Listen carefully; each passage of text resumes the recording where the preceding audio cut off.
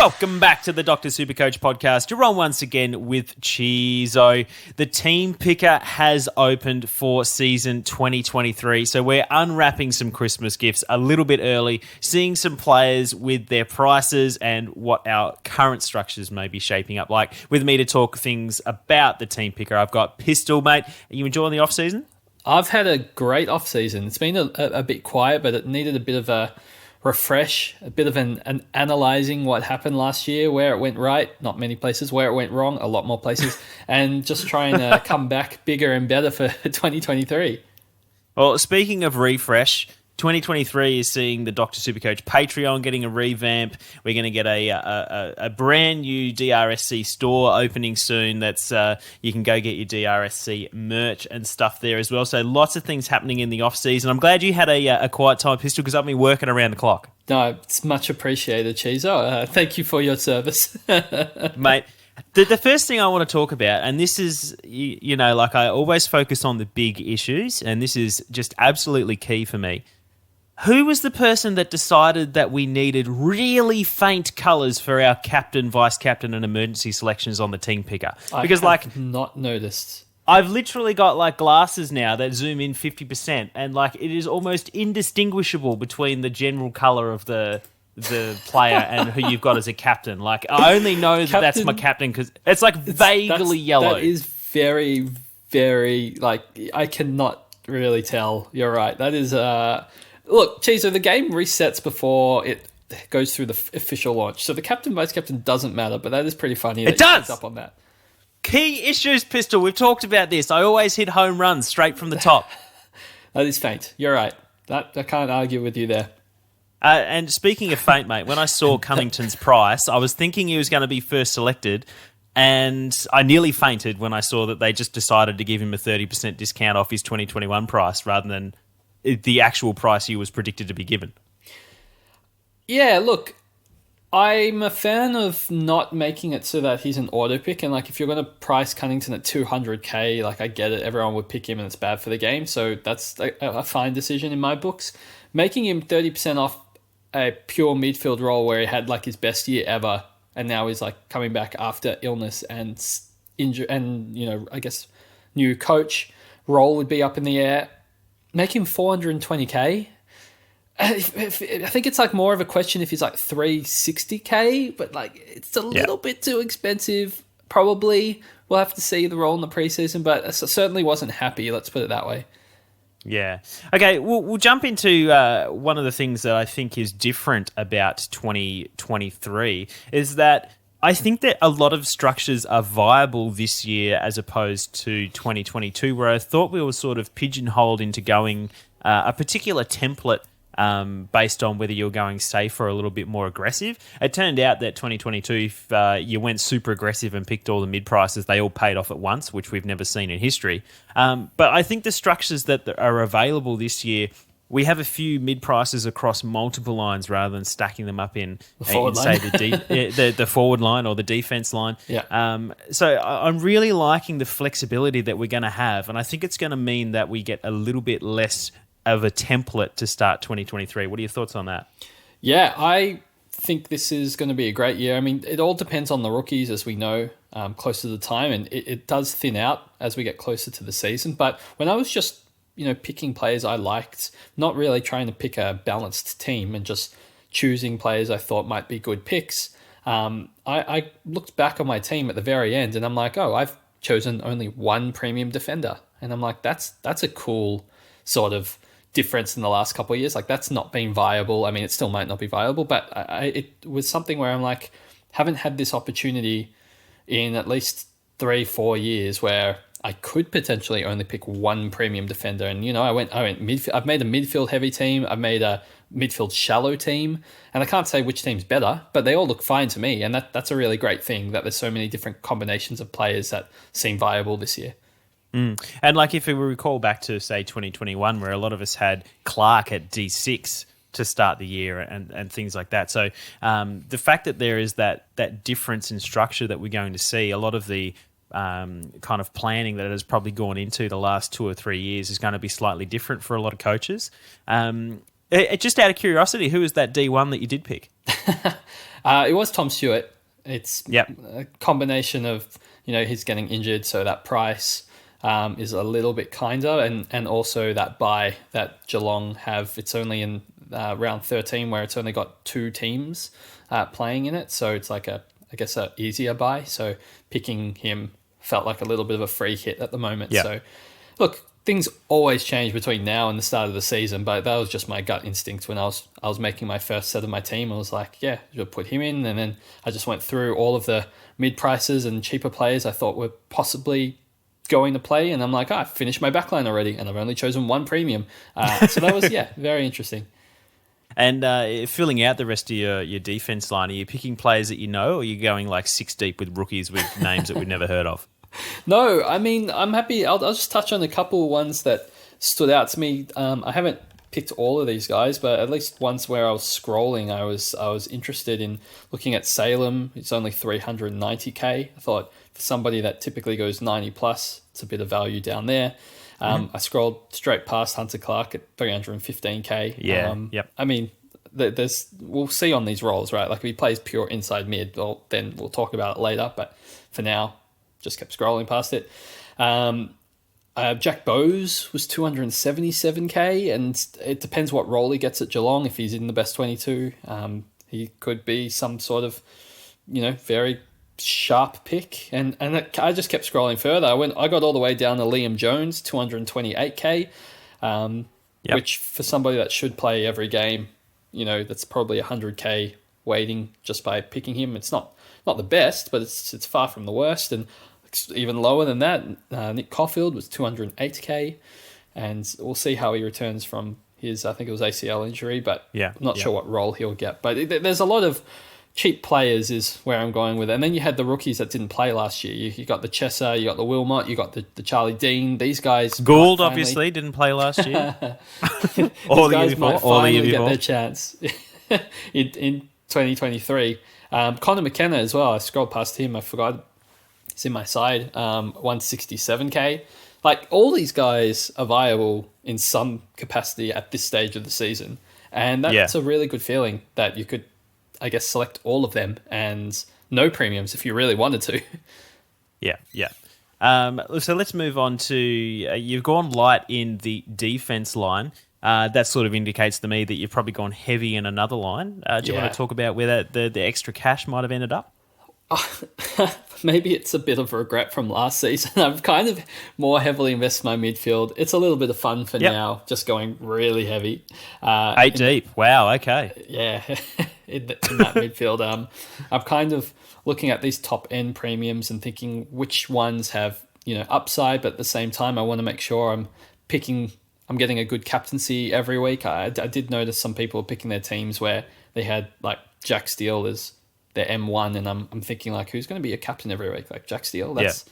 Feels a little bit risky to me. But, yeah, look, I popped Jack Steele in at 604,000. Just seems, 40k, maybe underpriced or so if he gets back to his previous best. You've got Laird at 703k and Oliver at 700k. I'm not sure they're particularly good value, but that's where your captaincy probably comes from one of them. And the players that I have at the moment are both Bulldogs, Bontempelli and Jack McRae. Both priced at 116 and 115, but with Lobb up forward and Dunkley now out of the side, I think they just both have a little bit more midfield time and less pushed forward at random times. So both of them are probably a little bit underpriced, so I kind of like just selecting them for now and seeing what happens. But yeah, it's a very, very deep midfield with 5 premium midfielders straight off the bat. And then Chizo, I did notice in your team, you had a couple of different players. Do you want to talk about some of maybe those mid prices or premiums I missed that you like? Oh, just to touch on the Jack McRae and Bontempelli, I think they're interesting for 2 separate reasons. We know that Rory Lobb changes clubs every time they make him go into the ruck line. So the fact that he's going to the Doggies and they probably want to keep him means he's probably going to play forward, which means Bont might get some more time on ball, which we all love, and he gets that champion data bonus.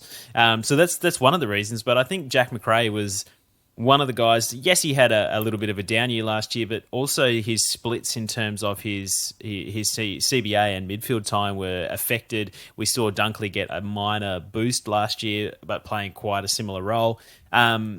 His departure, I think, bodes really, really well for Macrae as well. I think of the players that are in that kind of price range, Bont, Macrae, around that 630 mark, he's probably the one for me that I think easiest to predict going back into that 120. So I like the probably 50k of value, if not more, that you get from Macrae in that section. Yeah. But something that I sort of mentioned before in terms of about the structures being a little bit different, the main sort of breakout options, or at least underpriced premium or fallen premium prices, which I kind of consider around the 300 to 350 range. You're looking at the likes of Jacob Hopper that's now at the Tigers. He's going to get straight into that midfield role. He's basically not got a whole lot of competition when it comes to playing in the centre for the Tigers. And I really just see him as just being inserted in as that central cog. He'll be at all the CBAs, in and under. Really easy for him to pop back up to around that 100 average as a conservative estimate, which is sort of where he's been performing over the last few years.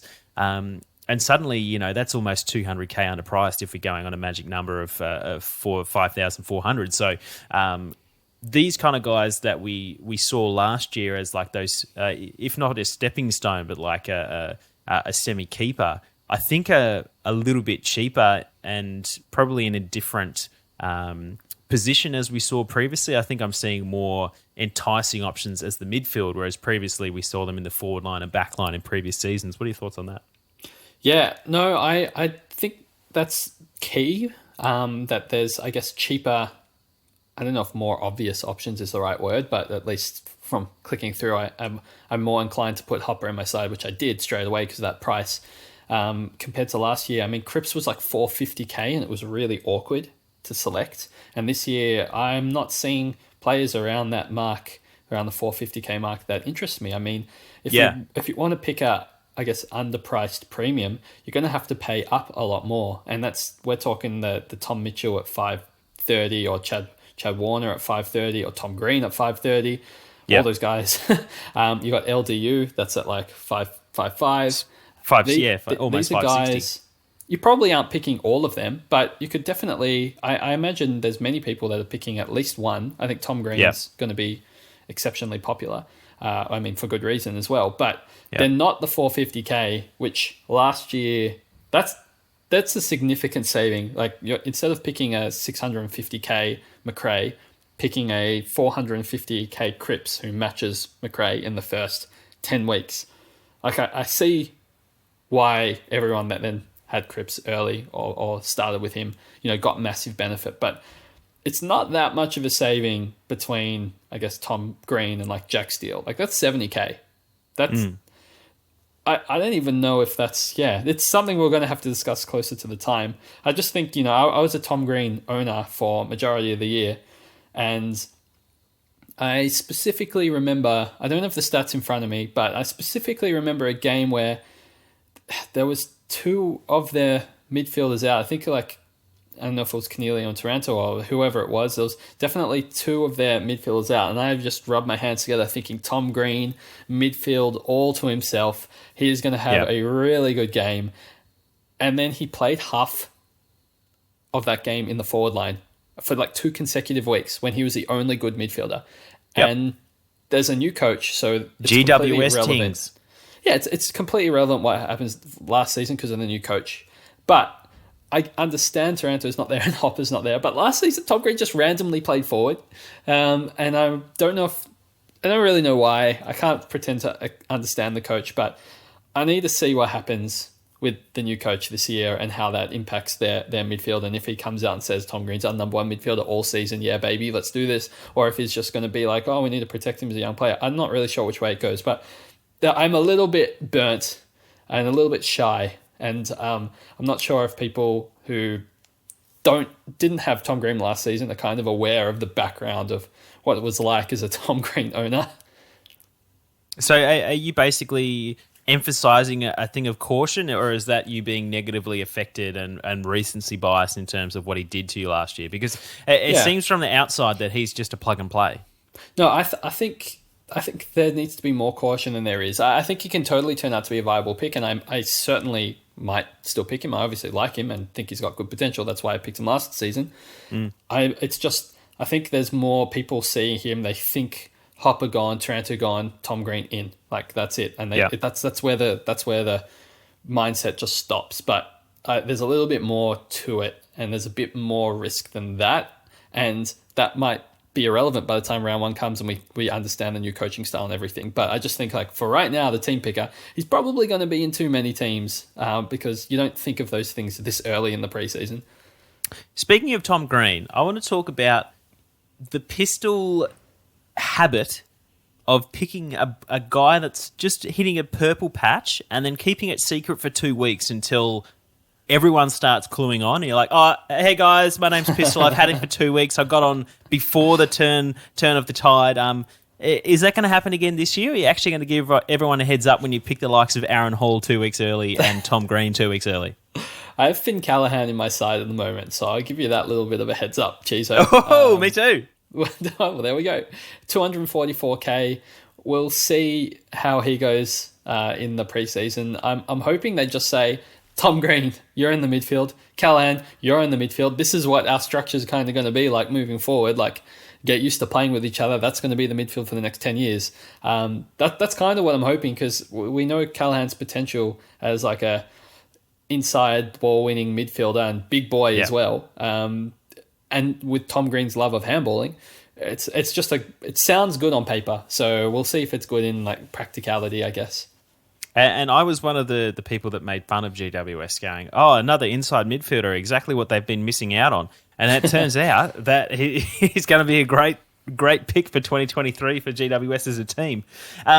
We've talked about midfield. We've talked about the back line. Are there any more midfield at mid prices that kind of tickled your fancy, or not really? There's a lot of DPP guys that I could pick into the midfield that take more of a fancy in that 300k range. As opposed to a straight mid. You're looking at the likes of a Nat Fife, and we'll get to why I'm bringing them up in the midfield in just a second, or someone like a Taron Thomas, who's at 296k, Fife at 314k, just rounding there. I can see them ending up in our midfields as another mid-pricer looking to make us some cash and probably being a stepping stone. I think so straight off the bat, we all know the risks that come with Fife. At 314k, he is a stepping stone. We can't get lulled into the false sense of security that he's going to be a forward keeper for the rest of the year. I'll say that straight off the bat. But the reason I'm bringing these kind of guys up is I see them having the best potential in outperforming their current price bracket, which is in the low 300s or under 300 in the reference to Taron Thomas.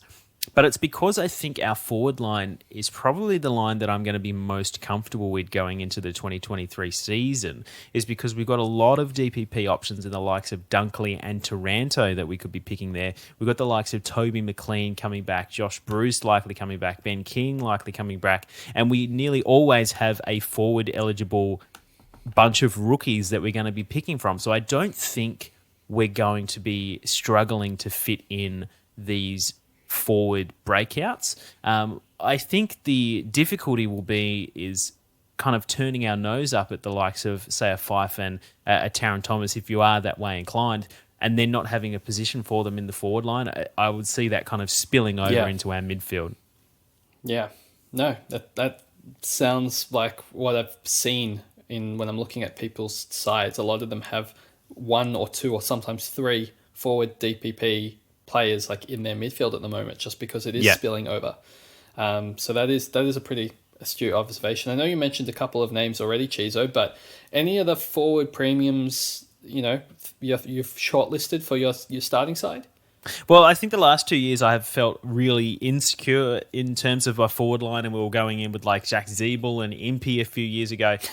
This year we've got the likes of Dunkley, Cornelio. Butters is now really on the cusp of being an uber premium. He's ranked 4th in terms of overall average from 2022. and he hasn't really hit the heights that JB's been promising since he was born. Connor Rosie was finally put into the midfield last year, and his 93.3 averages is not super representative of what his potential can be if he continues with that role. He's only 514k, slightly more expensive than Taranto at 503k. So it's also straight in. Rather than looking at the likes of, say, a Hawkins or a Tommy Lynch or Jeremy Cameron or these sorts of key forward types, which have sort of filled out our like 50% of the positions of the top 10 averaging forwards over the last few years. This year, it's going to be super easy to be just picking these DPP guys that you don't like. Cornelio, okay, get Butters. Butters is a bit risky for you. Maybe you got Taranto. You need to save a little bit of money and you want to get a little bit more risky. Suddenly you've got Harry Himmelberg that is lost a little bit of relevance and not being talked about as much as what he probably should be based on the back half of 2022 because of the options that we do have. So, Chizo, if you're looking at Dunkley, 596k, and you're like, okay, well, he's changed clubs and he's an absolute lock. We don't have to think about that one. And then, as you were saying, Rosie 514k and Taranto 504k. Both of these guys, you think they're going to underperform their averages, so might pop them in. And then you've got, if you're picking a fourth premium, you might be looking at, Butters, as you said, or Cornelio, because there's no midfield anymore, and he might be the one that's thrown in full time. This is obviously locking away a lot of slots. Remember last season, there was quite a few players that got DPP throughout the season. You got the Luke Parkers and the Bontempellis, the Tom Liberatores. You got these players that all were like 105 plus. Like even, I would say all those players are better than every player I've mentioned in the forward line bar Josh Dunkley. Is it something you're thinking of in the back of your mind that, hey, like I know I really like 5 forwards, but maybe I just want to pick 3 just in case we get these amazing DPP midfield options? Yeah, absolutely. I think it goes without saying that last year's plan of going a little bit lighter in the forward line because we knew we were going to get options. I think Bailey Smith missed out by less than 1% in getting forward eligibility. He's another one that's going to average around 100. No Dunkley, he's probably going to get a few point bump as well. So he's going to be super, super relevant maybe after round 6 or thereabouts. So I absolutely agree. I don't think we should see teams that have both the Port guys, Taranto, Dunkley and Cornelio, and suddenly you've got a rookie at F6. I think that's far too deep. I think they're all going to be around the top 10 mark for forward. So I'm not necessarily saying that you're going to miss out on someone, but it's likely at some point during the year we're going to get a Bontempelli who gets DPP who's averaging 116. I'm not saying Bont will get it this year, but it's likely we will get someone.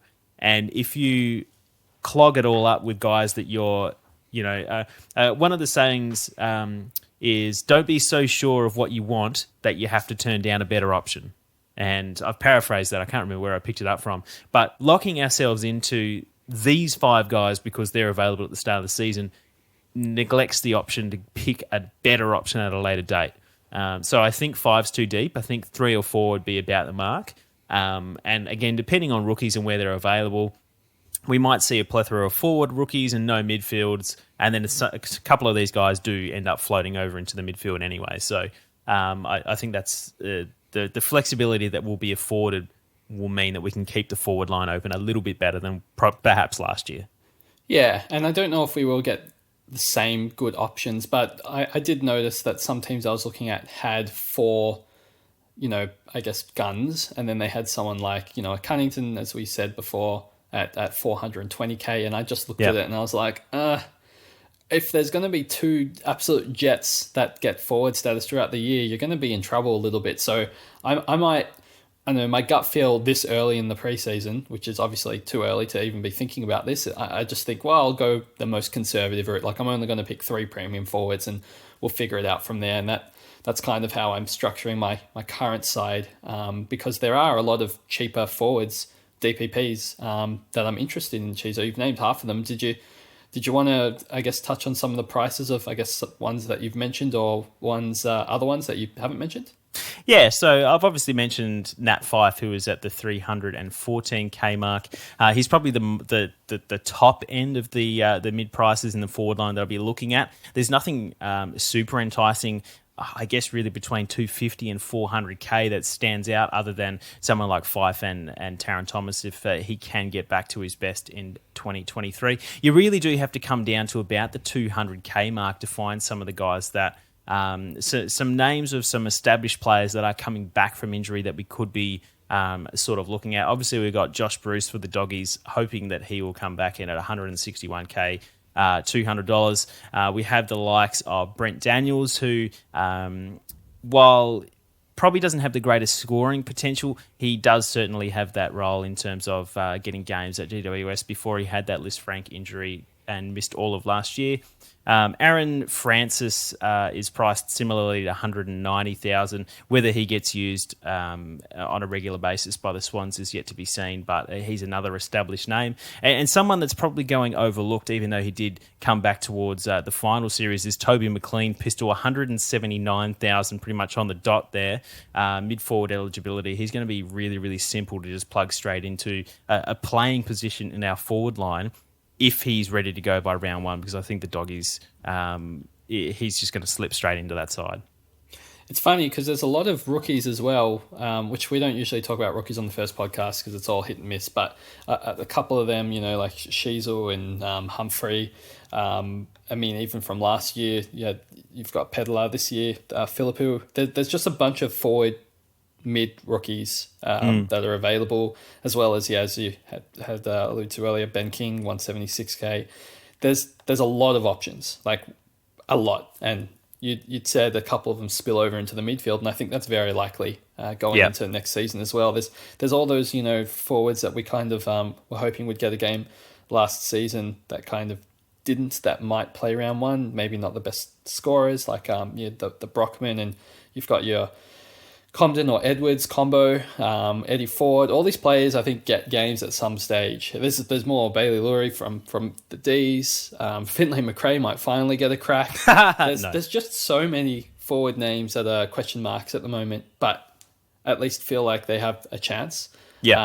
Which is really good at this stage of the season. I've got a feeling we're going to head into round one and there's going to be a lot of viable options in the forward line, and that, like, more so than just the 8 slots we're given, and as you said, that spilled in the midfield, but not just that, there's going to be so many that everyone's going to have much more variance in their starting teams than at least in the last couple of seasons, and that's only a good thing for Supercoach. It's more fun, more things to talk about. I think that's just beneficial all around. Yeah, I just want to mark down the date, December 2022. Pistol said we're going to have so many forward rookie options that they're going to spill over into the forward line. We're not going to have any problems with our rookie selections. just putting that. Tipper is cheap. Yeah, that's true. There's just a lot of options that are cheaper. I think this. Yeah, I'm a bit excited about it. Let me wrap it up for you. Let me wrap it up for you. I think we're going to be less reliant on first year players to be filling out spots, particularly on the field. I think that's the kind of take-home message is we're going to have, like, say, Ben King, who would be an instant into that team. We're going to have McLean if he's fit and up and running. I really can't see him being in and out of that Doggy side. Bruce is probably back in, as you mentioned. Questionable with Lob coming back. We don't know how they'll line up yet, but they have now options. Who's killing my enthusiasm? No, he got options. He definitely might. Whereas previously we've been looking at, like, the say Connor Mack for the Hawks last year. We're just like, come on, you've just got to play. Is he going to play? Is he not going to play? And I think there's going to be, particularly in the forward line, a little bit less of that. Pistol. So we're going to go to a quick break, and when we come back, we're going to talk all things in the ruck line. Okay, Pistol, we're back. We've covered the back line, the forward line, and the midfields. The last line we're going to cover now is the ruck line. I want to know your initial thoughts, because originally, for the last 5 or 6 years, there's at least one top echelon ruckman, whether it be Grundy or Gawn, that we just go bang straight in there at R1 and we'll figure out R2 later. This is where there's going to be no template, I don't think. There is going to be so much variability when it comes to people's ruck lines. I've got Tim English at R1. I want to know your thoughts of what you think is going to be the main thoughts going into the ruck line. It's very interesting, Chizo. I also have Tim English currently at R1.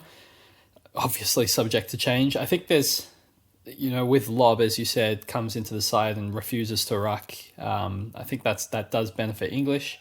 Plus, English last year, his starting scores, where he was averaging like monster things. Obviously, I don't know if he can redo that again, but I would like to be on it when it happens than not on it when it happens.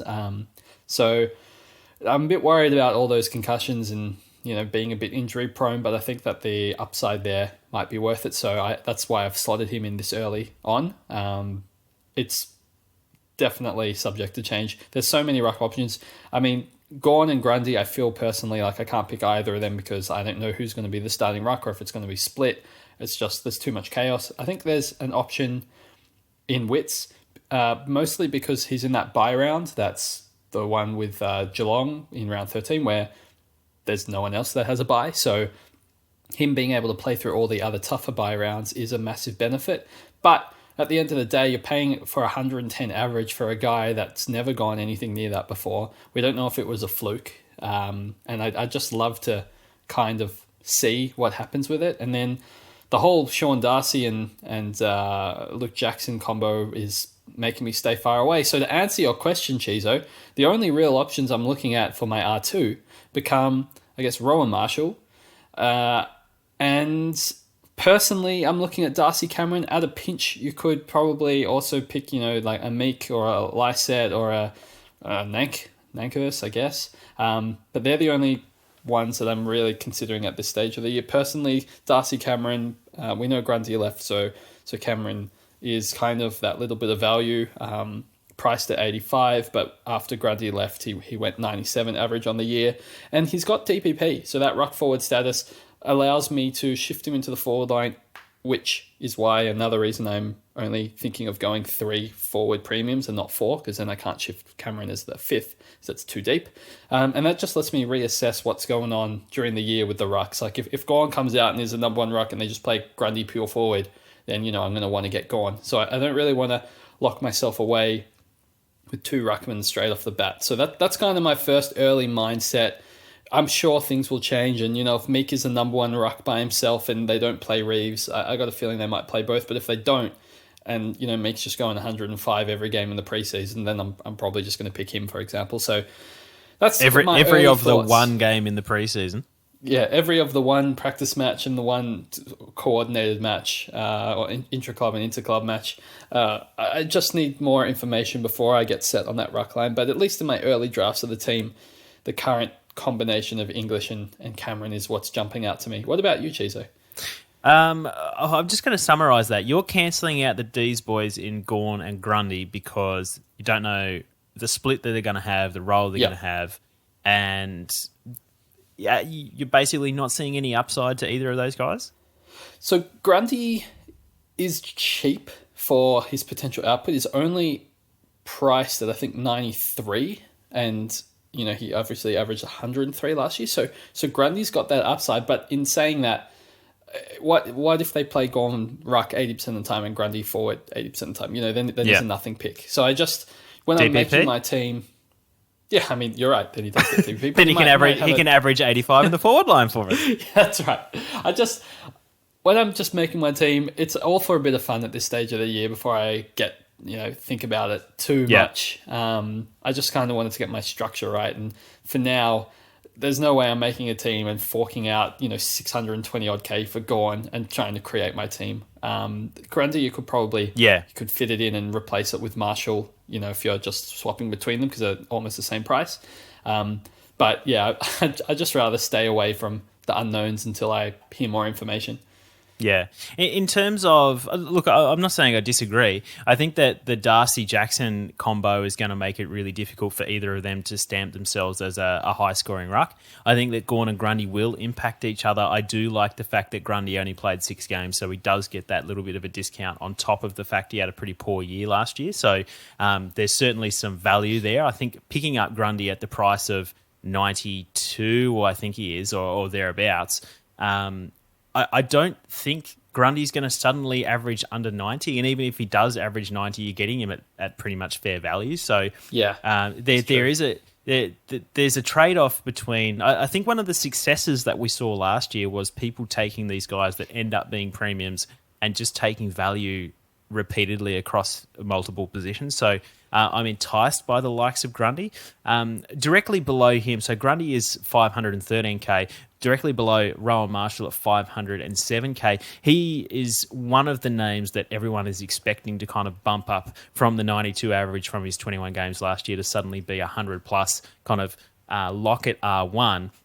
I know that the Saints are hoping that Jack Hayes comes back early in the season. I don't think he'll be there for round one. Max King's obviously having the shoulder reconstruction, which means there's the potential for Rowan Marshall going to play a little bit more forward than he otherwise would have.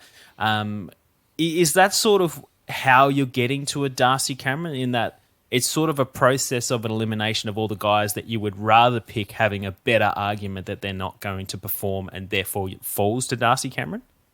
Yeah, I'm very open to starting Rowan Marshall. It's more the DPP for Darcy Cameron to let me. Like, if Darcy Cameron's not the guy, if he goes 97 and that's all the top ruckmen are going 110, well, then I'll just flip Cameron to my F6 and then pick Rowan Marshall going 110, So it's more the DPP flexibility early kind of gives me a safety net if I've chosen the wrong one. I just know that I'm paying 85 for Darcy Cameron. He should go 95 plus as a sole number one ruck at Collingwood. So I feel like I'm getting like instant value. And whilst Marshall did average 92, if I want 15 points in value in him to 107, like that's a good average. Like you have to play consistently well to average that. And he has that potential, but it only takes 1 or 2 games of him either getting injured, and he is injury prone, or 1 or 2 games of him just resting a bit more forward until King comes back early in the season,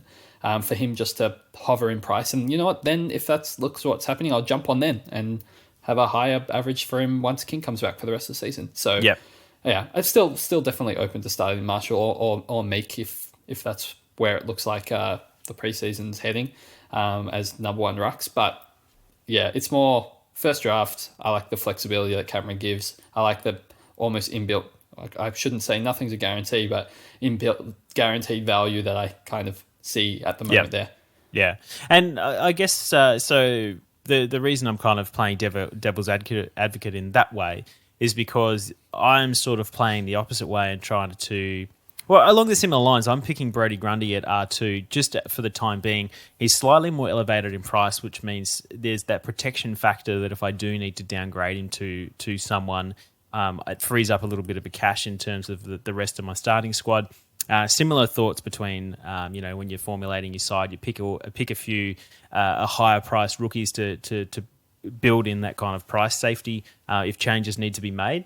But I also think that he's probably the one name around that mark, that the early 500s, that shows the most upside. I'm not sure that, if we're contrasting that with Lloyd Meek, yes, he's moved over to the Hawks. I see him in a lot of teams already. He's not exactly cheap at $431,100. And I'm not even sure he's going to be a sole R1 ruck at the Hawks anyway, whether he's going to split time with Reeves, who wasn't actually terrible last year. So, if I'm questioning a role on someone, I really don't want to be paying $430K for him. So, if it turns out that he ends up being the breakout ruck option that we need to be getting on, I've priced in that extra kind of 70, 80K with Grundy that I can downgrade and then distribute that elsewhere within the side. Before the season starts. Correct, yes. Yeah. That's all part of the starting squad structure that enables me to have more flexibility. It's not necessarily that I think that Grundy's a must-have and I'm locking myself out of picking the likes of Rowan Marshall or a Gawn and things like that. I just think that in terms of the value at R2 and the risk associated with it, he is one of the safer picks to not lose value and cost me in that position. Yeah, I don't want to pick Meek now just because if it goes pear-shaped and he's not the sole starting ruck. I have to like rearrange my team to find 30k more to like upgrade to Cameron, which could mean that it's not as easy as, one rookie out, one rookie in. It might mean I have to change a premium that I was really set on. So yeah, I'm with you, and I just picked the kind of higher priced than the base ones so that I have that flexibility to flip around if I'm not like set on a premium. I do that with my midfield as well. I've got Laird in my midfield. I don't think I'll take Laird into the season, but I don't know who I want. So I just put in the most expensive one, and I'll build around it. I guess the ability of picking someone like Laird or Oliver at R1, just to jump onto your segue, is my that R1. DPP, is that it enables you to take a little bit more value in the likes of, say, a McRae or a Steele, because you've already got that pretty safe captaincy option, which is something that you alluded to before, that guys are taking value at M1, 2, 3, and 4, and then there's no clear week-to-week captaincy option that you can be comfortable with. So it's that built-in safety factor as well, that you can always downgrade them to someone that is showing great potential. Pistol, the next segment that I do want to jump into is I want to know your thoughts on what some of these new coaches might bring to the fantasy aspects of our players. I'm going to start with the Dons. Brad Scott, the new coach there, signing up to a few years. He's already come out in the media and said, I'm not here to try and see what players I can convert into a different position and make them multifaceted. I'm going to be playing players in the Essendon side where they play to their strengths, and specifically I'm already seeing like what we've been arguing as an Essendon supporter for the last few years, playing Parrish in the midfield and these types of things. He's planning on making sure that these guys are getting the best out of them from the strengths that they have. In terms of the Dons, are you seeing that across the board, giving us any benefit in a particular area? I don't have any Dons player in my side, and I don't think I'm considering any of them outside Sardis, which might just be if he plays round one. Rookies, we never really know at this stage of the year. But I don't like... As in, it's fine with what he says, and like I agree, sure, play to your strength, but I might not agree that is that player's strength, and therefore that might ruin it for me. So if he says Darcy Parish is a wingman, and he's just hell-bent on Parish being a wingman, I'm not going to pick Parish in my Supercoach team being like, well, he's the best inside mid Essendon has, so the coach must agree. The coach might not agree, and then I've got a player that I don't really want in my Supercoach side. So sure. It's hard to judge after, as you said, there's only one really inter-club game. And because there's not a whole preseason competition, I'm trying to tend to stay away from teams with new coaches because I don't know what I'm going to get out of them. And that scares me. Yeah. So that's what I'm doing at the moment. So no Essendon players for me.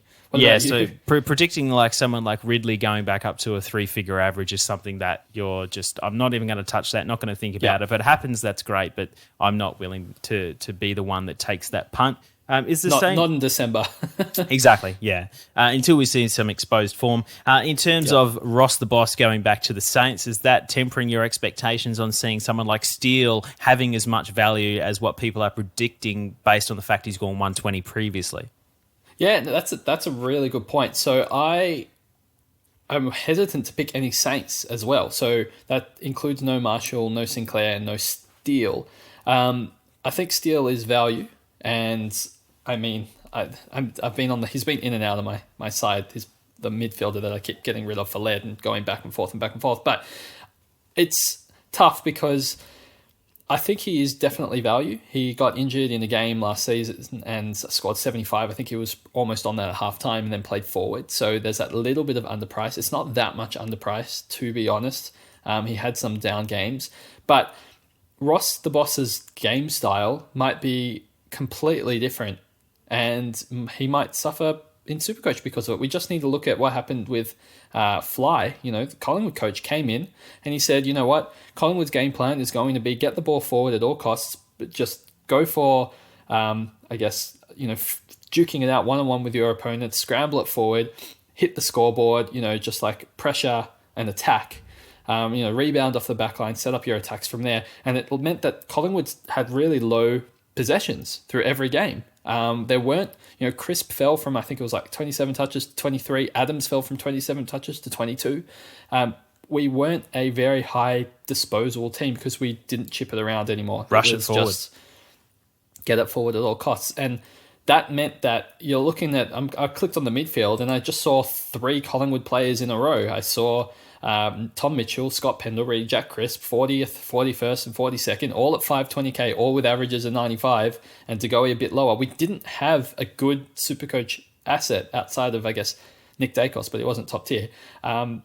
So that would be, stay away. And I kind of feel like maybe Ross Lyon might do something similar, because you can only really use the players that you have in the side. And I'm not a massive fan of the quality of midfielders that St Kilda have kind of put together. And it might be similar there, where we just need to wait and see if what they do with their midfield composition. I don't think they're skillful enough to pass it around, chip it together. And I have more flags raised on Jack Steele than I've seen online. I think most people are just picking him because they think, cheap. But I have question marks over him, and for that reason, I've not picked Sinclair either. That's why I went with Tom Stewart.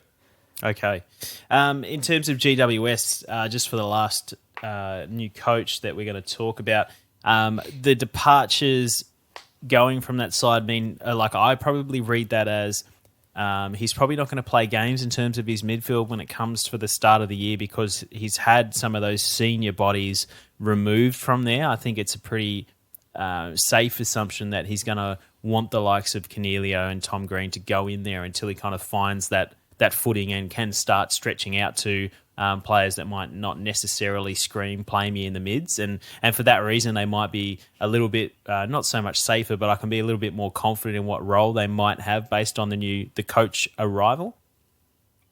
So it's interesting when you have a coach that's been an assistant coach for a really long time and hasn't got to have his own way with his own team. I don't know what style of play he's going to have. I have less concerns about picking someone like Tom Green, just because his percentage of contested ball is off the charts compared to pretty much any other midfielder. I mean, as a junior specifically, I think it was like 65 contested. So he gets the ball first and he handballs, but it's still enough concern that I don't have any GWS players outside Finn Callahan currently in my side. And that one is completely, I've picked the highest priced rookie.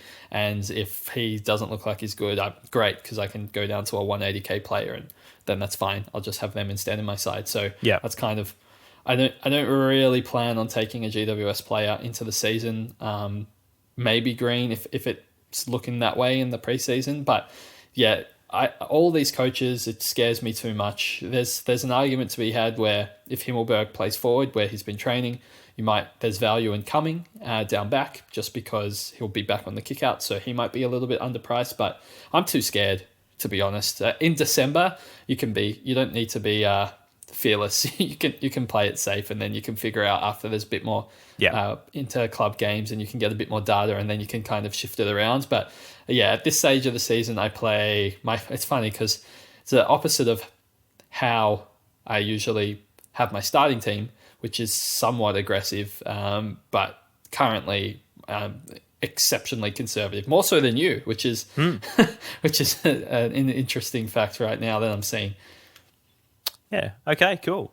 The last thing that I want to touch on in terms of big kind of structure and strategy wise for 2023 is the fact that we've got buys later on in the season than ever. So we've got 4 rounds of the multi-buys. Round 12 sees the Lions, Dockers, Saints and Swans. Round 13, we only have the Suns and the Cats. Round 14, we have the Crows, Magpies, Bombers, Hawks, D's and Eagles. And round 15 is the Blues, Giants, Roos, Power, Tigers and Bulldogs. Obviously, only having 6 teams having had the bye by round 13 is different to the 12 than what we're used to. And having 12 teams back-ended in terms of round 14 and 15, when we would already typically have our teams, completed it, or at least coming out of round 14, going into round 15 is when we're making our final upgrades. what are your initial thoughts on how the multi-buys have been split up and what that probably means for our starting squad in terms of picking some of these players?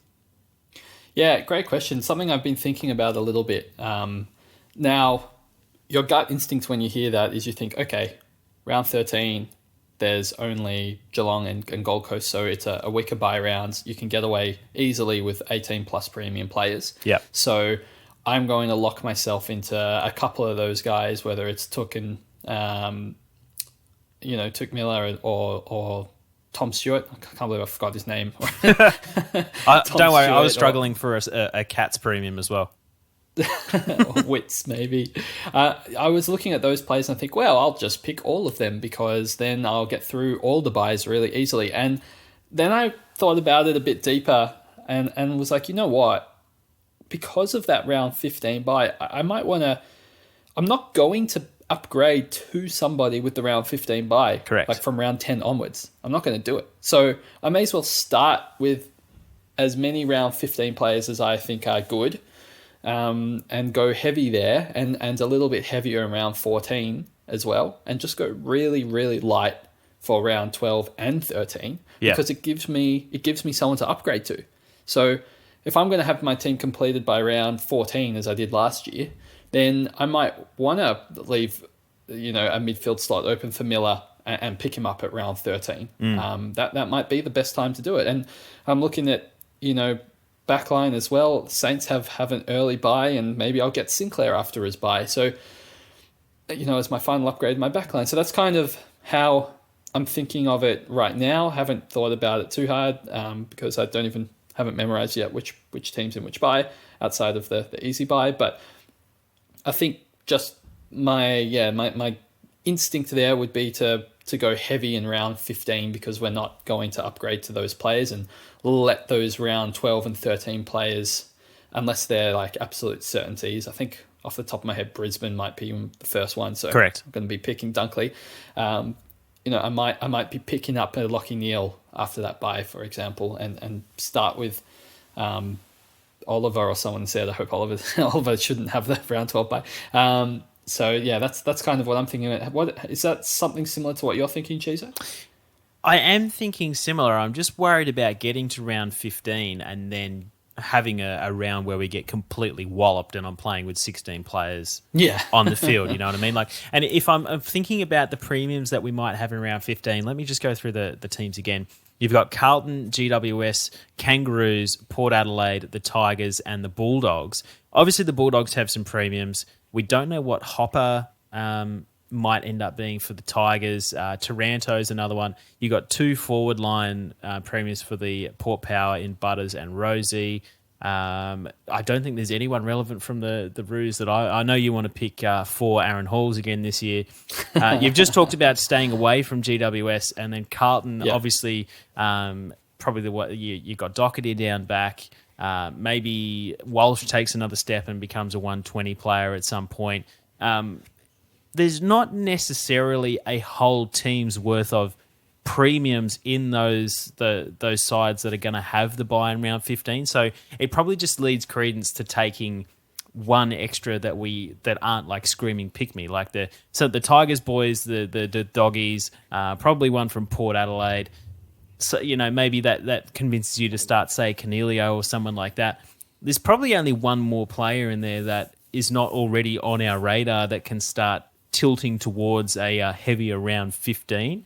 So it probably doesn't change the structure that we're ordinarily going in without taking the buys into consideration. But as you mentioned, having round 12 has the Lions, it has Freo, St Kilda and the Swans. You could easily see Mills or Steele and Neil all coming off the first buy round as being like you could end up really getting close to polishing off your midfield coming out of the first one or two buy rounds. Yeah, it's interesting now that you've read those players, and I've just been staring at my team while you've been talking, just because it doesn't necessarily need to be the premiums that you take in the year. It could be the mid prices, right? Now, if I'm hearing correctly, you said North Melbourne and GWS in that final bow round. That makes a little bit more sense to pick someone like Cunnington, knowing that you're going to upgrade him at his buy to somebody that's already had their bye and finish off your midfield. It could make more sense now to pick a Taron Thomas. Could make more sense to pick a Tom Green, a Callahan. Yeah, exactly. All the GWS players. So I think if you mix those players in combination with, Bulldogs, English, McRae, etc., you could, if you've got your Toby McLean, you could potentially hold during the bye. Liam Jones, if you're so inclined. But I mean, that's too many players. But I think there's a team's worth of players that are playing in round 14 and 15 that you could start your team. Not that you're actively going to try and stack it so that you literally crash and burn. You still want to get there, 18 plus players. I just think it's possible, and that's probably the strategy I'm kind of looking at already at this time. It also gives them more chance to appreciate it if you are using them as a stepping stone as well. Like, the worst thing you can do is, well, not the worst thing, but like, it'd be annoying getting a stepping stone that has still got 50k left to make, and you've got to get rid of them because round 12 is when you're trying to build that war chest to upgrade going into round 13, etc. Whereas you got the likes of, just for argument's sake, Callahan, who is round 15. That's such a large portion of the season that whatever he's performing at, he's pretty much going to be at least 90% of the way there to his maximum price based on his average. All those, one or two games that are bad or good are kind of going to smooth out, and we're going to get closer to an actual representative cash that we're going to be making from him. So, I like your point that it's not necessarily the absolute premiums that we need to take, but it gives us a chance to pick these guys that we're hoping to be a stepping stone, and there's no necessity for them to have 4 absolute monster games in the first 10 weeks to make that pick viable. Yeah. No, it makes sense. I've now got 17 Bulldogs players and 5 Port players on my side. Josh Bruce, Toby McLean. Yeah, I see what you mean. Mate, that's been an absolutely fantastic hour talking about Supercoach, mate. Is there anything else that has jumped out in terms of the team picker that you do want to discuss before we get out of here? Not really. I mean, look, the structure, I'm disappointed. I'm not going to lie, I'm disappointed to see the emergencies back with no changes. I don't know if that will translate to the real game. I assume so, since it's an option in the team picker, having to put 4 emergencies every week. I just think it's the worst thing and totally unnecessary. But if they haven't made that change, cool, I guess. 2 rucks, no utility spot, that's fine. But yeah, I would have liked to have seen at least one of those 2 things kind of implemented. So maybe no changes in the game going into next year. Yeah, and it could just be a case of, they've just opened up to the prices and they haven't actually gone through and done any possibly reconstruction of the game itself. But yeah, there's still some hope that some things will change. I think for me, going into last year, I probably had 2021 hangover and sort of kind of rested on my laurels a little bit, and I didn't like so much the strategies and the template that ended up having to go with. I think this year I've got much more excitement for it because there seems to be a variability of structure, and if I want to go heavy here, I can tweak it. If I decide that I want to go heavy somewhere else, I can tweak it. We're not sort of penciled into doing one sort of thing based on sort of the logic that we've built up over a number of years playing Supercoach. I'm really loving the flexibility that we're not going to end up with a line that we have to compromise because we're not going to have options. I think is what I'm seeing so far, and that's something that I'm especially excited for. And I'm just happy you're happy, Chizo. Oh, good. Thanks, mate. I love that. As always, I don't care about how you're feeling, and I don't care what you scored this week. Oh, that's fine, Chizo. But thank you for that interesting wrap up to end the podcast. If you've enjoyed the podcast, don't forget there's still time to jump into our Slack before the season starts. So it's popping off in there. It is. There was 375 unread messages the other day. If you'd logged out for like a 3-hour period, so. It's happening. It's all happening and probably will do until January at least. And then the game's starting, it gets even more wild. Otherwise, if you're trying to find us, you can follow us on Facebook, Twitter. I forgot all of our Twitter handles. Chizo, pistol_DRSC. Chizo is Chizo with a Z_DRSC and JB_DRSC. And Doctor_SC is Yeah, the you didn't Twitter forget. handle. You just out of practice, mate. close. That's all. Muscle memory. That's all happened. And if you do enjoy the podcast, make sure to give us some feedback and leave us a review on iTunes. Positive review helps us get our voice out to more listeners, so we always appreciate the feedback when we can. Pistol, thank you so much for sitting down with us. I'm going to go dig into some more team picker and flicking some players left, right and centre. Thanks for listening, community, and we'll talk to you in the next episode.